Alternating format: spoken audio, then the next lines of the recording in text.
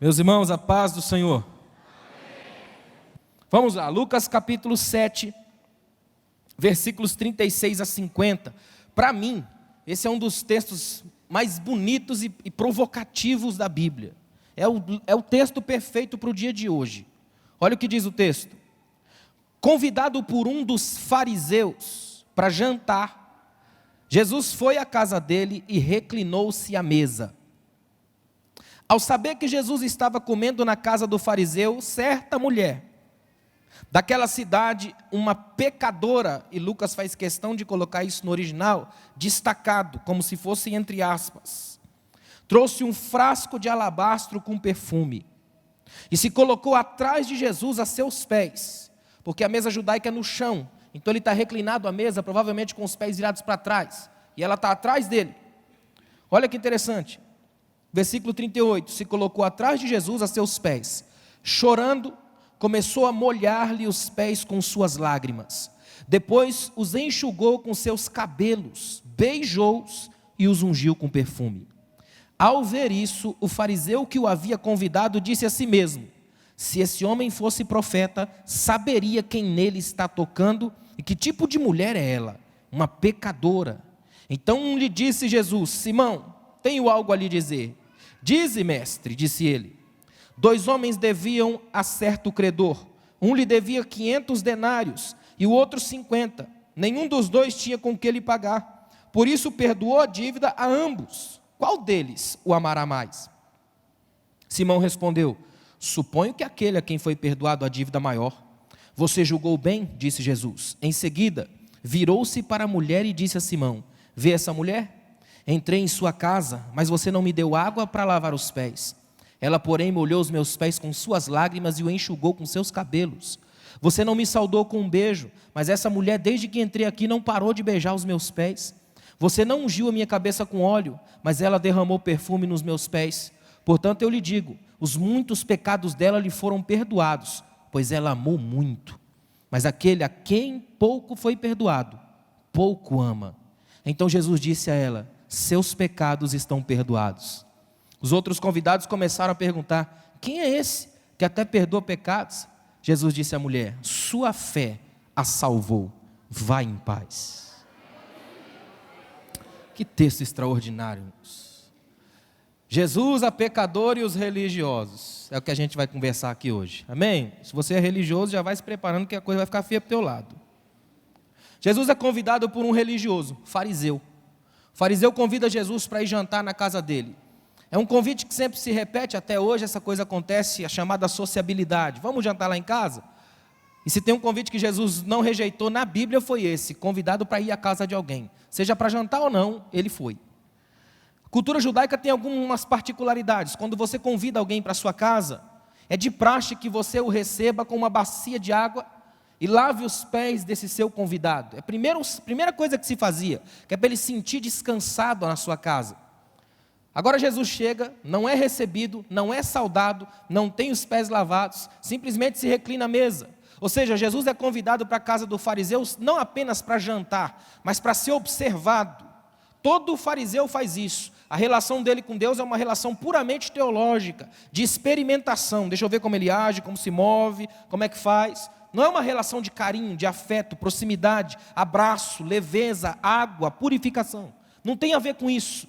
Porque religião tem a ver com encabrestamento, religião tem a ver com asfixia, religião tem a ver com enquadrar as pessoas dentro das molduras, religião tem a ver com dizer que Deus é isso, aquilo e aquilo outro, religião tem a ver com experimentação, e Deus tem a ver com relacionamento. É com abraço, é chegar na sua casa e te dar um beijo. Olha o que Jesus cobrou do fariseu, não cobrou dele se ele conhecia a Bíblia, se ele conhecia a teologia, não cobrou dele se ele seria o cara, se dava oferta, cobrou dele o seguinte, faltou um beijo aqui, faltou um abraço, faltou um perfume, faltou um contato, faltou um carinho, e o que faltou em você sobrou na pecadora. Jesus colocou aqui, ela amou demais. Se você quiser viver a mais extraordinária religião de todos os tempos, deixa o coração transbordar de amor, porque o Deus que olha para você faz um raio-x da alma, Ele enxerga corações que amam, e corações que amam tocam a graça de Deus. Isso é extraordinário. A Bíblia diz que ele é convidado pelo fariseu para jantar na sua casa, Jesus foi. Aí olha o texto diz assim, Lucas é um escritor desse texto, e Lucas é um indivíduo que faz uma pesquisa muito apurada, ele mesmo vai dizer isso quando ele escreve Atos, que é a sequência dessa pesquisa. Ele escreve a pesquisa dele em 2 tomos, em 2 partes, Lucas depois Atos. E aí ele vai dizer lá em Atos, eu fiz depois de muita pesquisa, pesquisei a fundo.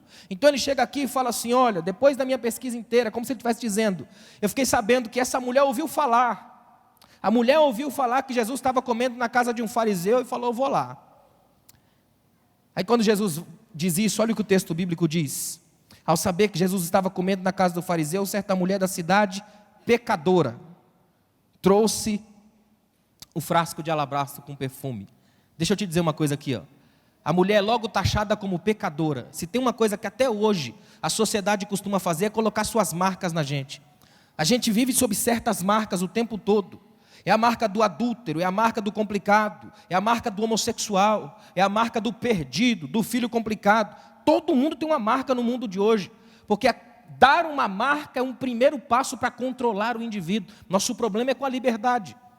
E essa mulher agora já entra, quando entra na casa, já é chamada de pecadora. Agora eu vou dizer uma coisa, que é libertador. Olha para mim, essa mulher tinha tudo para não ir.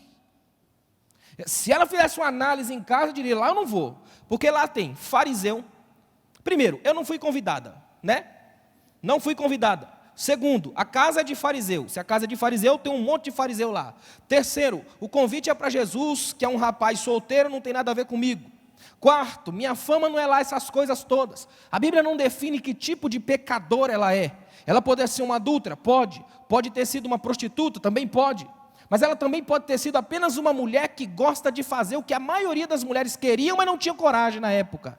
Conversar no meio dos homens. Se tem uma coisa que me encanta em Jesus, é que Jesus é o Deus que abriu a relação para as mulheres. Essa daqui é uma que entra na casa de um fariseu e faz o culto dela no meio de todo mundo. A mulher samaritana conversa com Jesus cara a cara na beira do poço, discute teologia. Jesus gosta desse tipo de mulher que domina, levanta, fala, bota as suas razões, diz quem é. Sabe o que o texto está dizendo para mim e para você? Essa é uma mulher capaz de chegar no meio do pior lugar, no centro do improvável e prestar um culto a Deus. Ela está dizendo uma coisa que até hoje precisa reverberar nos nossos ouvidos. Não são as circunstâncias que definem meu culto, não são as pessoas que definem meu culto, não é a igreja que define meu culto, não é o dia que define meu culto, não é meu marido que define meu culto, não é o movimento que define meu culto. O que define meu culto é meu coração. E eu vou até Jesus e vou derramar tudo, porque Ele é o centro da minha vida e é para Ele que eu existo. Eu vou até Ele. Espiritualidade do encontro. É tão extraordinário isso aqui. Jesus está conversando aqui com outro ambiente, está ali reclinado à mesa, comendo, provavelmente conversando, molhando o pão aqui num molho, alguma coisa, e a mulher chega, invade a casa. Sabe o que é bonito da Bíblia? A Bíblia tem uma espécie de espiritualidade da clandestinidade, de gente revolucionária que invade a vida, não pede licença, de gente que não tem cartão de membro, mas que chega e invade, entra na vida. É gente que entra no meio da história, para Jesus no meio do caminho e toca nele. É gente que faz questão de parar, subir numa árvore para ver se ele passa. Se tem uma coisa que Deus ama, é gente que tem essa abençoada loucura, capaz de parar o mundo, andar na antilógica, na contramão, mas não sair sem ser atingido pela graça de Deus. Tem gente que tem vivido de uma espiritualidade muito retinha, muito certinha, ele não consegue ter nada de liberdade, é tão estranho isso. É uma gente que, até para se aproximar de Deus, é todo cheio de 9 horas, todo cheio de movimento. Esse Jesus aqui é um Jesus de liberdade pura. E se tem uma coisa que me espanta nas igrejas, é ver o quanto o cristão, o crente evangélico, tem dificuldade com uma palavra chamada liberdade. Crente tem dificuldade com liberdade. Liberdade para crente, em outras palavras, é simplesmente não ultrapassar certas linhas. Ou seja, a liberdade para ele são pequenas escravidões. Essa mulher aqui experimenta uma liberdade extraordinária. Entra numa casa que não foi convidada, com um nome que ela nem fala, com uma marca complicadíssima, mas ela está carregando alguma coisa, porque ela vai entrar no meio dessa festa, fazer diferença, deixar marcado na história uma atitude, não apenas um nome, porque ela sabe que nomes se perdem, mas a atitude dela vai ficar marcada, porque agora ela está diante daquele que é capaz de receber as pessoas que importam para o coração dele. Deus se importa com você. Deus se importa do jeito que você é. Olha o que esse texto diz. O versículo 38 diz assim, ó: ela se colocou atrás de Jesus a seus pés. Se tem uma coisa que me encanta na Bíblia, é como a Bíblia se preocupa com a postura, o jeito como as pessoas se aproximam de Deus. A Bíblia vai dizer que a mulher do fluxo de sangue veio por trás da multidão e tocou nele. A Bíblia vai dizer que a mulher samaritana foi meio-dia no poço. Agora vai dizer que ela vem por trás dele e fica a seus pés. É como se eu, no fundo, estivesse deflagrando a ideia de que eu sei que estou vindo a Deus pela via do proibido, de que eu sei que eu sou clandestino, marginal, o que fica à margem, que eu não tenho os carimbos oficiais, que eu não posso entrar pela porta da frente, mas se eu tiver, ainda que de longe, um vislumbre, ainda que pelas tangentes, eu posso chegar até Jesus. Aí em Marcos capítulo 3, é sábado, dia oficial do judeu, é sinagoga, lugar oficial e sagrado do judeu, e tem um homem com a mão ressequida, a mão mirrada, e numa sociedade agrária que você usa a mão para tudo, aquele homem é um peso social, é um homem que vai viver a vida inteira de assistencialismo, o Bolsa Família da fé.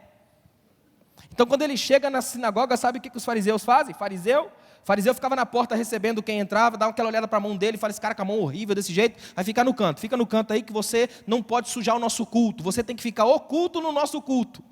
Fica no canto, porque sua mão é feia, vai manchar a nossa perfeição. Sabe o que Jesus faz? Antes de curar, chama o homem para o meio. A Bíblia diz, chamando para o meio. Só o olhar de Jesus foi lá no canto, atrás da coluna, e viu o homem com a mão mirrada e disse: vem cá. Vem para o meio, hoje eu vou te colocar no meio. Depois que coloca o homem no meio, estende a mão e a mão fica limpa de novo. Porque para Jesus, antes de curar de mim, cura a minha alma de você. Porque Ele não é um Deus que me deixa prisioneiro da opinião do povo, mas me liberta na frente do povo, para que as minhas mãos possam ajudar esse povo. É um Deus que se preocupa com as posturas, o jeito como a gente chega. Essa mulher chega por trás. Até hoje é assim, a gente tem gente que segue a Cristo pelas tangentes, que acha realmente que escondendo atrás da coluna de mim, também vai estar escondido do Deus que tem todos os ângulos da existência. Aí vem o Salmo 139 que eu preguei aqui uns domingos atrás. Se eu montar minha cama lá no abismo, no oceano, o Senhor vai estar lá. Não dá para fugir de Deus. Alguém que vem procurar por trás, encontra Ele de frente. Alguém que vem ungí-lo por trás, também vai encontrar Ele de frente. Ou seja, não adianta tentar fugir de Deus. É como Elias, vai se esconder de Deus, sabe aonde? No Horebe, o monte de Deus. Foi dormir dentro da casa de Deus. Aí Deus aparece e diz: Elias, o que fazes aqui? Olha a diferença. Ele não disse: Elias, o que você está fazendo aí? É diferente. Vocês estão aí, na nave da igreja. Aqui, no púlpito, só tem eu. Olha o que Deus está dizendo para Elias: o que fazes aqui? Estou na sua frente, Elias. Pensou que estava onde? Na minha realidade, dentro do meu monte, fugindo de mim? Levanta e vai ungir, porque nenhum profeta meu é feito para ficar parado, é feito para ungir, elemento de unção, transformação de vida, toca histórias, não foi feito para as cavernas, foi feito para as ruas. Sabe o que esse fariseu está tentando fazer? Transformar Jesus num projetinho dele, estudar Jesus. Coloca ele lá dentro, chama ele para minha casa, convidar, tentar uma aproximação, vamos ver quem ele é. Vamos ver se aqui dentro da minha casa, jantando comigo, ele tem coragem de falar as coisas que fala. Chama Jesus para ver se a partir do ventre pega Jesus. Chama Jesus para ver se a partir da mesa farta consegue encantar os olhos de Jesus. Ainda tem gente fazendo a espiritualidade do fariseu, faz um banquete imenso em casa, convida Jesus, mas não quer relação com ele. Sabe por quê? Onde Jesus for vai chover pobre. Onde Jesus for, vai chover problema. Onde Jesus for, vai ter família quebrada. Onde Jesus for, vai ter filhos endemoniados. Onde Jesus estiver, vai ter alguma coisa para fazer. Porque Ele não é um Deus que veio ao mundo a passeio, mas veio ao mundo com uma missão: libertar cativos, transformar vidas. Onde Ele estiver, o reino vai estar em atividade. Ele é o Deus que chega e transforma cativeiros, muda situações, mexe com vidas. Eu louvo a Deus que em nenhum lugar na Bíblia está escrito que Deus é Deus dos extraordinários. Ele é o Deus das pequenas coisas. Ele é o Deus dos quebrados, daqueles que não têm. Ele é o Deus que vem para mim. É por isso que eu estou vivo aqui hoje e de pé, glorificando a Ele. Porque Ele é o Deus que nos enxergou quando não éramos nada. Hoje podemos dizer que somos filhos da graça. Olha que interessante, o versículo 38 é cheio de fases. Diz assim, ó: se colocou atrás de Jesus a seus pés, chorando.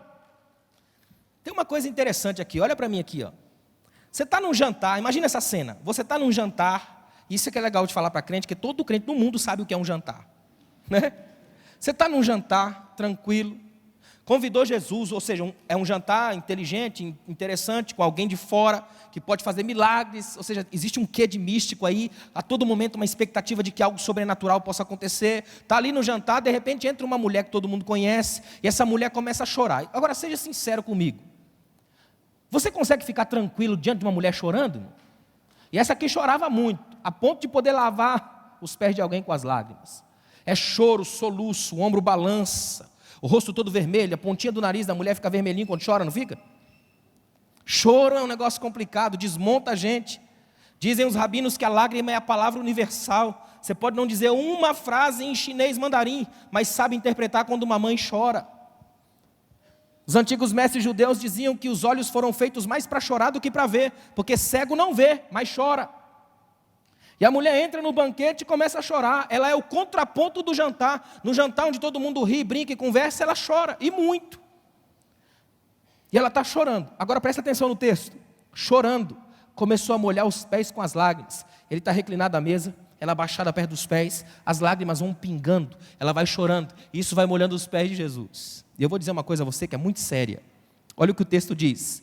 Depois enxugou com seus cabelos. Uma mulher judaica nunca solta o cabelo na rua, em público, jamais. Porque é um ato extraordinário, o cabelo é honroso demais para a mulher judaica. Ela só soltava os cabelos para seu marido no ambiente do quarto. Isso aqui é um dos requintes da erótica judaica, o cabelo da mulher solto em público. Mais do que isso, na mentalidade judaica, se o cabelo é o melhor que a mulher tem, os pés são o pior de um homem. Tanto é que era o mais baixo grau de escravo que lavava os pés. A mulher vem com a preciosidade, a honra dela, e faz questão de colocar naquilo que é o pior de Jesus, os pés. Em público ela está dizendo, o meu melhor, sabe para que serve, Senhor? Para limpar os teus pés.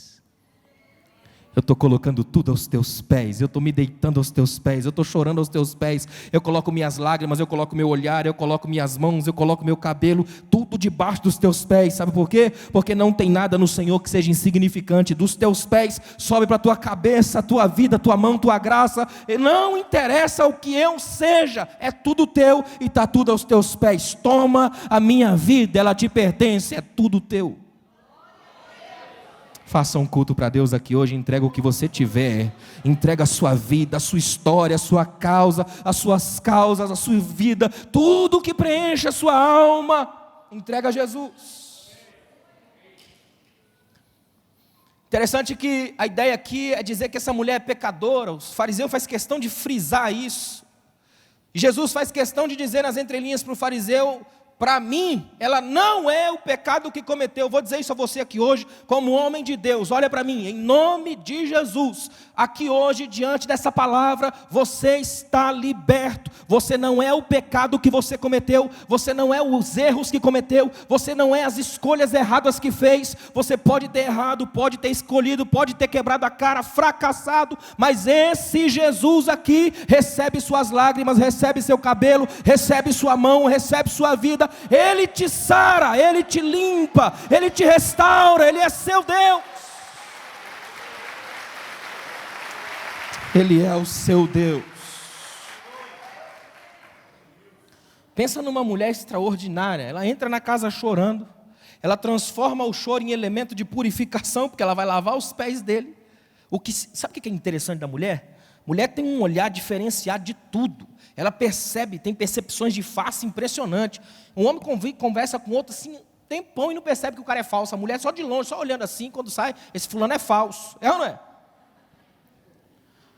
Jesus entrou, fariseu nenhum viu os pés dele sujos, mas ela viu e disse, vou lavar. Não tem água para buscar lá? Eu lavo com os meus olhos. Eu sou escrava de Jesus, serva dele, eu lavo. Olha que coisa impressionante. Ela vem e ela vai além. Olha o que o texto diz. Depois os enxugou com os cabelos. Aí ela vai mais além. Beijou os pés dele e ungiu com perfume. Serviço completo. Qualquer coisa que você fizer para Deus, não faz pela metade não. Ou faz tudo ou não faz nada. Coloca o cabelo, a mão, a lágrima, a boca, os pés, a vida, o perfume, o que tiver. Põe em você, depois põe as coisas. Tem gente que põe as coisas para depois tentar colocar a si. Ela põe a si primeiro, depois põe as coisas. É a lágrima que vem de dentro, depois é a boca, depois o perfume. Vem primeiro ela, depois as coisas. Vem primeiro você, depois o que você tiver. Traz você primeiro, depois as coisas. Porque o seu Deus não está preocupado com o que você tem, mas com o que você é. Porque é você primeiro que Ele vai sarar. Você está aqui hoje porque o Espírito Santo te libertou e você é livre para adorar a Deus pelo que você é, não pelo que você tem, pelo que você é, não pelo que você promove, é pelo que você é, não pelo que você faz. Aí ela unge os pés dele com perfume. Se tem uma coisa que é interessante é que não é a primeira vez, sabe? O tempo vai passar depois, e tem uma outra mulher que é provavelmente Maria, irmã de Lázaro, que vai ungir Jesus também. Aqui é outra coisa. É uma mulher provavelmente pecadora, que ninguém sabe direito quem é. Mas é uma mulher marcada. É isso que eu quero que fique na sua mente, marcada. O que mais tem na igreja hoje são pessoas marcadas. Homens e mulheres marcados. É gente que é marcado por um problema lá atrás. É porque fracassou, é porque errou. Se tem um povo que muitas das vezes consegue ser cruel, é o povo cristão. A gente costuma dizer no púlpito aqui que Deus perdoa, que é uma benção, mas um dos nossos irmãos que cai num erro muito grave, e a gente tenta restaurar, o povo fala, melhor com cuidado, vai com calma. O povo fica mais rápido para matar do que para restaurar. Sabe o que é a nossa igreja? É uma espécie de hospital divino. É UTI, urgente tratamento da interioridade. Aqui o Espírito recebe e trata, e não interessa qual foi o pecado que o cara fez, pode ter sido uma mentira, pode ter sido uma coisa monstruosa, é exatamente aqui que tem cura, porque aqui ele chora, aqui bota para fora, aqui o Espírito lava, purifica, transforma, lança como testemunho, e deixa todo mundo saber, que neste lugar aqui não tem morte, tem vida, porque onde nós estamos perto de Jesus, o jantar já não é o interessante é o culto que ele faz, na vida de quem se aproxima. Quebra distâncias e chega perto dele. Olha que interessante, versículo 39. Até aqui é culto, até aqui é tremendo. Isso aqui podia ser um salmo. Uma mulher que vem, chora, lava os pés, beija, põe perfume, está tudo tremendo. Mas olha o 39. É por isso que eu gosto da Bíblia. Ela não passa a mão. Olha o 39. Ao ver isso, como é tremenda essa frase. Ao ver isso, olha para mim, imagina a cena. Um monte de fariseu assim, de braço cruzado, olhando assim, murmurando até a medula. Fariseu é tudo igual. Toda vez que um fariseu estiver vendo você cultuar a Deus, ele vai estar murmurando, pode ter certeza disso. Eles murmurando, desesperados, e a mulher não está nem aí, ela só está chorando, se jogando aos pés de Jesus, fazendo aquele movimento de adoração dela tremendo. Aí o fariseu vem e diz assim, ó, olha só, ao ver isso, o fariseu que o havia convidado, eu gosto da frase de Lucas, Lucas não coloca o anfitrião, seria o melhor. Uma palavra define isso, mas ele coloca o fariseu que o havia convidado, é o religioso. Lucas está fazendo um paralelo, a pecadora do lado de cá, o religioso do lado de cá, a errada e o certo, a suja e o puro. Será que é puro? Olha o que Lucas coloca. O fariseu que o havia convidado disse a si mesmo. Olha o erro do fariseu, murmurar para dentro que é para ninguém ver. Só que agora tem uma mulher que já vem com as lágrimas de dentro, para todo mundo ver. Está dando para entender? Não dá para esconder essas coisas de Deus, irmão. Você pode cruzar os braços, fechar a cara, disfarçar, olhar no Facebook. Deus vê. Deus sabe. Porque aqui o culto é dele, tudo é para ele, a glória é dele, ele é senhor da igreja. Só tem pastor aqui porque ele levantou, a igreja é dele. Não dá para esconder dele. Olha o que o texto diz. A si mesmo ele disse, se este homem fosse profeta. Olha que interessante. Esse aqui, ó, essa é a perfeita definição de profeta que existe em muitas igrejas hoje. Os profetas de hoje são aqueles que afastam as pessoas de Deus, não os que aproximam. São aqueles que matam cultos verdadeiros, não os que permitem que os cultos cresçam. Todo profeta que não permite que o quebrado se aproxime de Deus não é profeta, é fariseu, religioso, matador de sonhos. Se esse homem fosse profeta, olha a mentalidade dele, ele escorraçaria essa mulher. Olha o que ele diz, se ele fosse profeta, saberia quem está tocando nele e que tipo de mulher ela é. Olha, que tipo de mulher, ela é uma pecadora. Dá quase para ver o fariseu fazer o sinal da cruz, não dá? Essa mulher, não sei como é que essa mulher entrou na minha casa, hoje eu vou demitir uns 4 aqui, como é que essa mulher entrou aqui? Ela não tem convite, burlou a segurança, ela chegou no culto, no meu convidado, chorou nos pés dele, colocou o cabelo, fez um culto imenso aí. Aí Jesus chama ele, olha o que Jesus faz. Jesus é professor.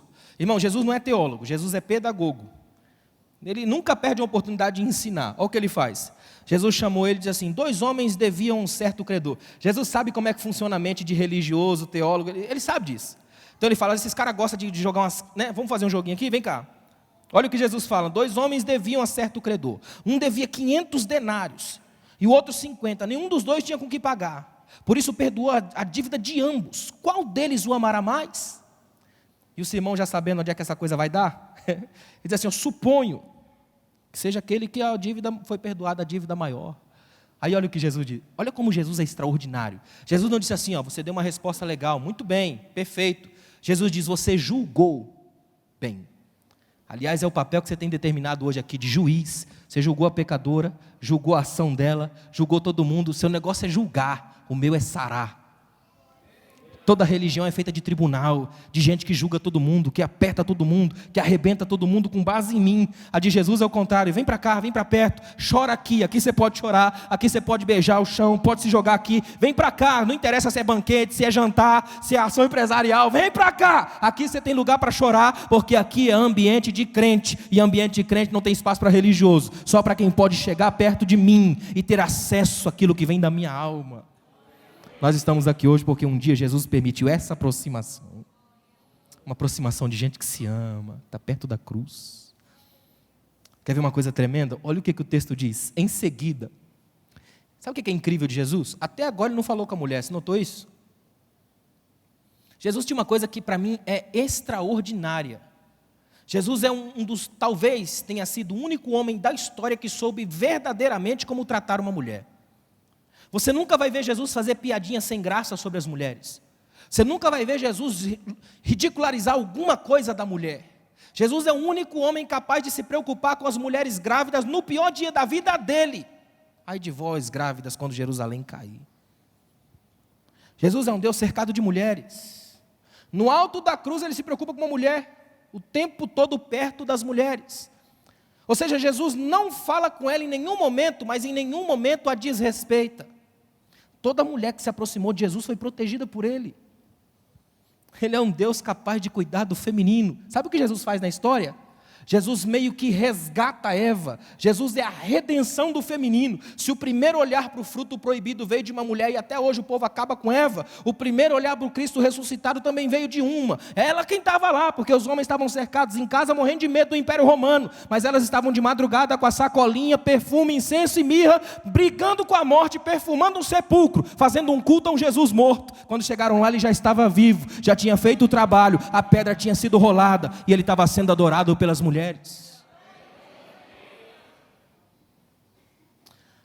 Ele virou para a mulher, olha o versículo 42. Em seguida, Jesus virou-se para a mulher e disse a Simão. É tremendo, eu gosto das frases da Bíblia. Ele vira para a mulher e fala com o homem. Olha que legal. E se tem uma coisa que o homem fica injuriado é quando alguém conversa sem falar, olhar para ele. Jesus está olhando para a mulher e falando com Simão. Fala com a minha mão. Olha o que o texto diz. Jesus virando-se para a mulher, disse para Simão: vê essa mulher? Irmãos, isso aqui me alegra de um jeito. O texto começa com 2 coisas sobre essa mulher. Certa mulher, não tem nome, não tem configuração, a Bíblia não diz o passado, não diz se ela é casada ou não. E a segunda informação é terrível: pecadora. Jesus não. Vê essa mulher, mulher. Jesus chama ela pelo tratamento que ele dá para a própria mãe. Mulher, eis aí o teu filho. O tratamento que ele deu para todas as mulheres que chegaram perto dele. Mulher, a dignidade além da marca. Ele dizendo: está vendo essa mulher? É uma mulher, não é uma pecadora, não é uma coisa, não é um objeto. É uma mulher que veio até mim, e porque veio até mim eu recebo. Todos nós estamos aqui essa noite, não viemos a Jesus porque somos bons, é porque ele nos recebeu. Foi aberto o caminho através do véu, o sangue rasgou de alto a baixo e nós podemos entrar, porque o acesso a esse Cristo é daqueles que ele chama. Olha que coisa impressionante, vê essa mulher. Olha o que Jesus vai fazer daqui para frente. Jesus começa a dar um curso de disciplina rápida para ele. Entrei na sua casa, mas você não me deu água para lavar os pés. Olha o que Jesus está falando: eu vim de longe, vim a pé, porque naquela época não tinha, as Corolla que a gente tem hoje. Eu vim a pé, entrei na sua casa e você não me deu uma água para lavar os meus pés. Mas ela viu. Olha o que ele está dizendo: porém ela molhou os meus pés com as suas lágrimas e os enxugou com seus cabelos. Jesus não tinha virado para ela ainda, mas está dizendo para ela: eu importei com o que você fez, eu vi seu culto, agora eu estou virando e olhando para você. Aí vira para o fariseu e fala: sabe o que ela fez comigo? Você não me deu água para lavar os meus pés, está mais preocupado com o ambiente, com as coisas. Mas ela não, ela chorou. Ou seja, Deus é um Deus que vê mulheres que choram. E quando ela chorou, chorou para mim. E as lágrimas dela pingaram nos meus pés. E ela foi além, ela se rebaixou, pegou os cabelos e enxugou os meus pés. Olha o que Jesus diz no versículo 45. Você não me saudou com um beijo, é o ósculo santo, reconhecimento de afeto, coisa de amigo. Me convidou para sua casa, então sou seu amigo. Vim aqui dar um beijo, um afeto. Você nem isso me deu. Olha o que Jesus está dizendo: você não me deu o melhor da sua casa, que é lavar os meus pés. Também não me deu o melhor de si, que é um pouco do seu afeto. Mas olha o que ela fez. Essa mulher, desde que eu entrei aqui, não parou de beijar os meus pés. Jesus está dizendo: ela baixou e pôs seus lábios no pior que eu tenho. Aquilo que talvez para você nem os seus escravos sejam dignos de limpar, ela beijou e não parou até agora. Toda pessoa que se aproxima de Jesus tem essa coragem: Deus, eu vou quebrar meu orgulho, meu ego, e eu vou descer até o chão, porque eu sei que aqui embaixo é o melhor lugar que existe para o Senhor me enxergar. Porque a Bíblia diz que Deus se inclina para ver o que acontece na terra. Deus nunca levanta a cabeça para olhar para cima, porque não tem nada acima dele. Ele já está acima de tudo. Quer ser encontrado por Deus? Fique embaixo, que ele está sempre olhando para baixo, sempre procurando alguém que está lá embaixo, molhando com lágrimas, chorando perto de Jesus. Olha o 46. Você não ungiu a minha cabeça com óleo, mas ela derramou perfume nos meus pés. Jesus faz uma coisa tremenda. Você não se preocupou nem com a minha cabeça, que é a parte nobre e digna, mas ela não tirou os olhos dos meus pés. Olha o que Jesus está dizendo: ela não quis em nenhum momento ser como você. Ela não quer ser um fariseu, ela não está preocupada com a altura, não está preocupada com sonhos, com mecanismos, com dogmatismo. Ela não está preocupada com 7 passos para fazer aquilo, 5 ondas para pegar. Não está preocupada com um monte de coisa, com um manual, um jeito ideal de se aproximar. Ela só está preocupada com uma coisa: eu vou atingir os pés dele, porque nos pés dele que está tudo. Eu sou o caminho se faz caminhando. Pelos pés dele eu vou chegar. Quando eu chegar lá perto, a minha vida será transformada, tocada, mudada. Eu vou até ele, porque ele é agora o alvo do meu olhar. Olha que tremendo, versículo 47. Portanto eu lhe digo, os muitos pecados dela, ela é pecadora? É? Então os muitos pecados dela lhe foram perdoados, pois ela amou muito. Sabe como é essa frase no original? Você está diante de uma mulher que ama demais. Talvez seja a única vez na Bíblia que Jesus usou um superlativo, um exagero. Eu procurei no Novo Testamento, não achei nenhum lugar onde Jesus usa um exagero. Ele não fala para os discípulos: sejam santos demais, orem demais. Mas essa mulher, ela amou demais. Pergunta de Deus para você aqui essa noite: há quanto tempo você não avalia o seu amor para com Deus? Culto que se presta aqui dentro é culto de amor. Está cantando para Deus? Cante por amor. Está orando aqui? Ore por amor. Vai afastar um banco do lugar? Faça por amor. Porque qualquer coisa que você fizer por amor aqui, está fazendo para Deus. Porque a Bíblia define Deus como amor. Deus é amor. E quando a gente ama, é cheio da graça de Deus.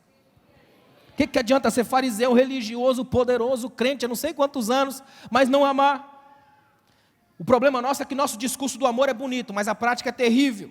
Robert Frost escreveu que nós não amamos. O que nós temos é um desejo irresistível, de sermos irresistivelmente desejados, é troca.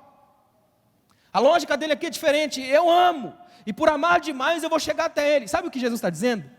Quem ama demais tem esse quê meio complicado assim, o amor vai jogando você para cima. Quem ama demais não pensa muito no fazer, é ou não é? A relação dela com Jesus, essa relação, ela não está pensando se vai ser recebida, se vai ter segurança na porta, se o fariseu vai barrar. Mais do que isso, olha para mim aqui, ó. Ela não está preocupada se perfume na época se colocava na cabeça e não nos pés. Até isso ela não pensou, joga no pé. Ninguém perfumava os pés, mas ela perfuma. Você está diante de uma mulher que só faz o culto dela. E ela tem certeza de uma coisa: se ninguém aqui cultuar hoje, eu faço o meu. Vou lá no chão, vou no pé dele, coloco o perfume, entrego a minha vida. Não interessa o que digam sobre mim, as marcas que projetem sobre mim. Interessa que diante dele eu posso chegar. Se ele não quisesse, já teria me mandado embora. Você está vivo aqui hoje, sabe por quê? Porque Jesus ainda se importa com a sua vida, senão já tinha te levado. Você está de pé aqui hoje porque Ele ainda se importa com você. Você pode adorar a Jesus livre hoje, porque Ele quebrou as algemas da sua mão. Você pode ser livre para adorar a Deus aqui agora, porque o Espírito de Deus recebe seu culto. Você aqui hoje, você por inteiro, é um perfume de Deus jogado na história.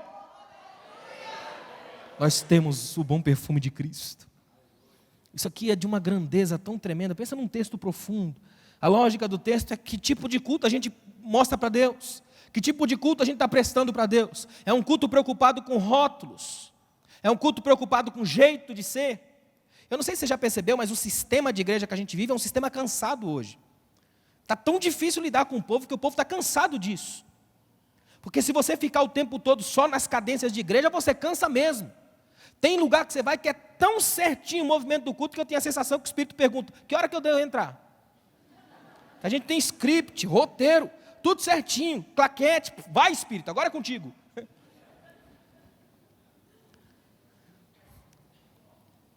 Aqui não é um ambiente de gente profissional fazendo tudo profissionalmente certinho para dar certo no final.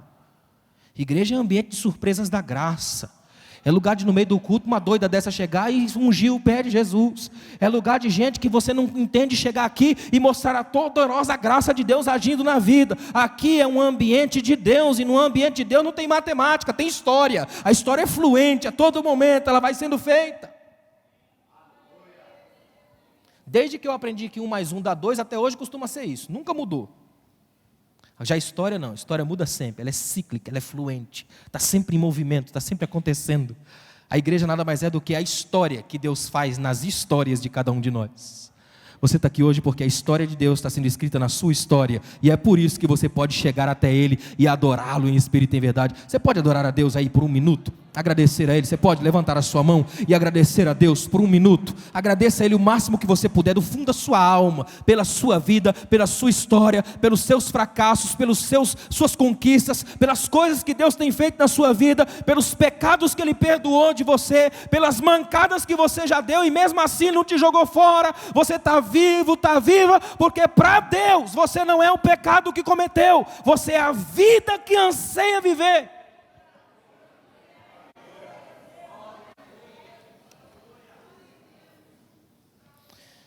Ela amou demais. É mais ou menos o amor de mãe com filho, de pai para filho. Amar demais. Amar até doer, como dizia Teresa de Ávila. Amar é dar-se até doer. É um amor que vai além de qualquer consequência. Eu tenho para mim que o que realmente deu forças a Jesus para estar na cruz foi ter experimentado esses pequenos amores que Ele encontrou ao longo de sua vida. Viu homens e mulheres que o amaram. Alguns que foram até perto da cruz por causa dele. Ele foi traído por um Judas, mas teve muita gente que o amou. A nossa tentação hoje é jogar todo mundo no balde de Judas. Graças a Deus que Judas é um só, o resto ainda ama. E nós estamos aqui hoje porque o nosso Deus é o Deus dos que amam demais.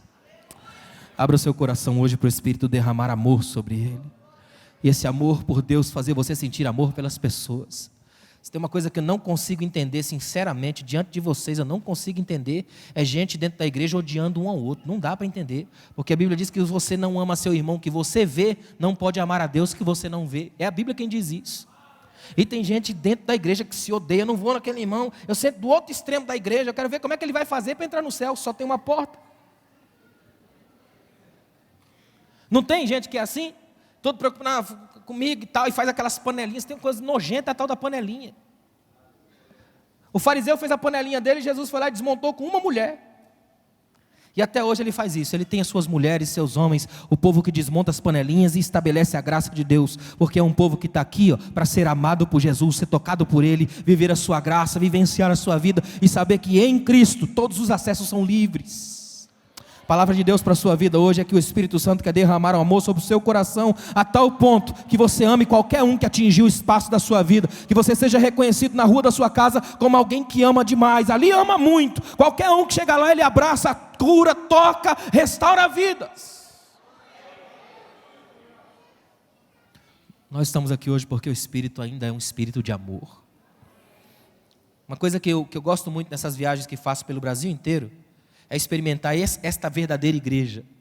Tem lugares onde a gente vai que tem um amor, cria um amor tão grande com os irmãos. Essa igreja que eu ministrei ontem, eu cheguei hoje de manhã lá de Taguatinga, por exemplo, uma igreja que eu vou muito lá.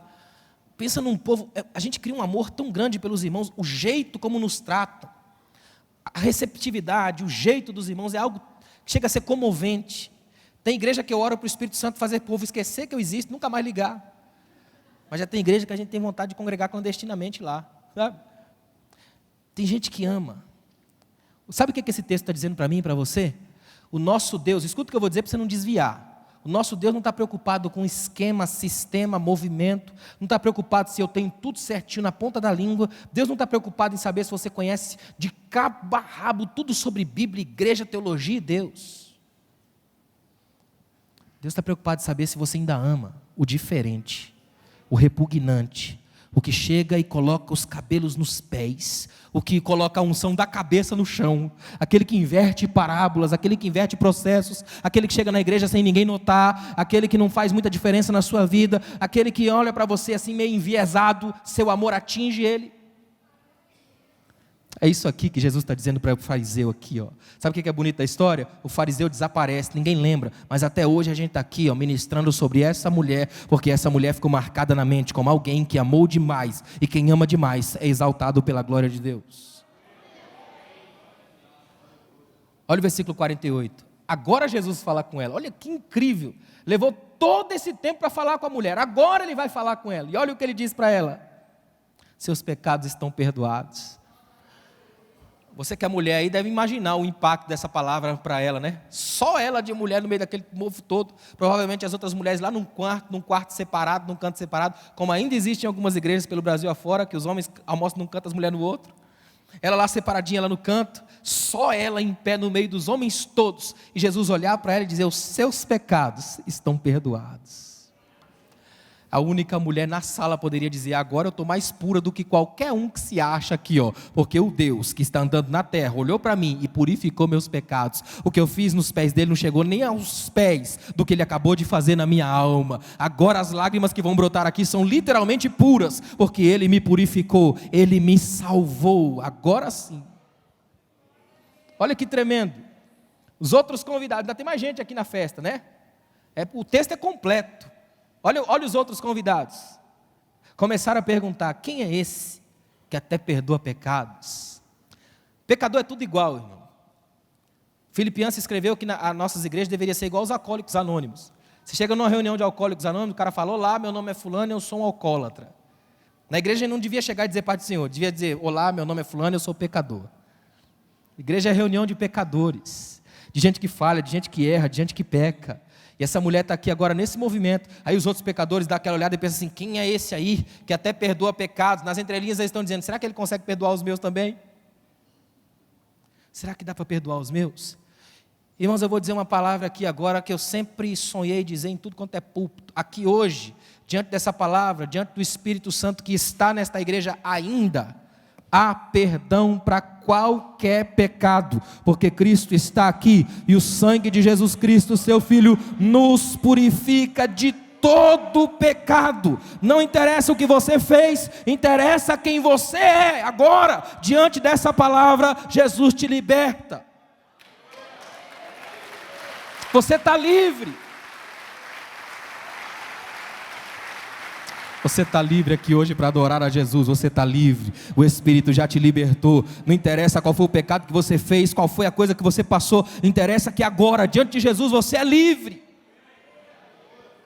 E toda a libertação de Jesus, ela é precedida de uma coisa. Olha o que o texto diz. Jesus disse para a mulher: sua fé te salvou, vai em paz. Você não precisa ficar constrangido até o final do jantar. Vai para casa, porque eu sei que você não veio aqui para comer, mas para ser livre. Pode ir para casa. O pão da vida já saciou tua alma. Vai embora, vai para casa. Vai dormir em paz, porque agora não tem mais uma marca sobre você. Tem um sangue que vai te cobrir, te purificar e te livrar da fofoca, da inveja, da calúnia, do fariseu, do religioso. Você agora tem um Deus que se importa. A palavra de Deus aqui hoje é a seguinte: essa noite você pode dormir em paz, sem precisar de remédio, sem precisar de paranoia, sem ter medo de sono, sem ter medo de dormir, sem ter medo de uma série de coisas. Aqui hoje, essa palavra cura, olha para mim, essa palavra cura de depressão, essa palavra cura de síndrome do pânico, essa palavra cura de paranoia, essa palavra cura de tudo que tiver na alma. Essa palavra é capaz de curar. Evangelho ainda é poder de Deus para a libertação de cativos. Evangelho ainda sara, ainda cura, ainda liberta, ainda restaura, ainda transforma homens e mulheres. Evangelho ainda é Jesus lavando vidas. O que é incrível desse texto é que a mulher vem para limpar e sai pura. Notaram? A mulher vem para limpar e sai pura. A mulher vem para prestar um culto e sai tocando todo mundo. Sai instigando movimentos de cura. Isso significa que todos nós, uma vez que somos tocados por Jesus, somos automaticamente pessoas que saem pelo mundo fazendo um culto por onde andam.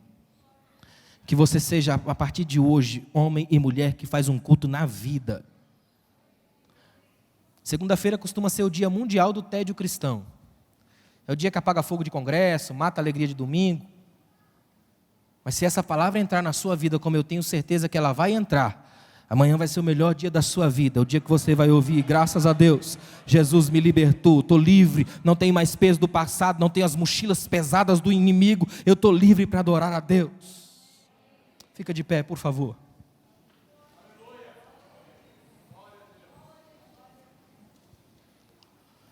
O Espírito Santo está tocando a sua vida aqui agora. Eu sinto a graça de Deus de uma forma especial aqui essa noite. É o Espírito Santo tocando a sua vida, mexendo a sua alma. Se você sentiu no seu coração que o Espírito ministrou a você especificamente, tiver coragem, vem até aqui à frente, eu quero orar com você. Hoje, o Espírito Santo tem algo extraordinário a fazer na sua casa, na sua vida. Vem até aqui à frente, quem sabe seja a forma de você se jogar aos pés de Jesus, de chorar até os pés dele. Escuta o que eu vou te dizer: não há pecado que você tenha cometido que te afaste do amor de Deus. E o amor de Deus te recebe aqui hoje. Vem aqui à frente, Jesus quer te sarar a sua alma. Se você quer ter um encontro com Jesus aqui à noite, vem em nome de Jesus, agora é a sua hora.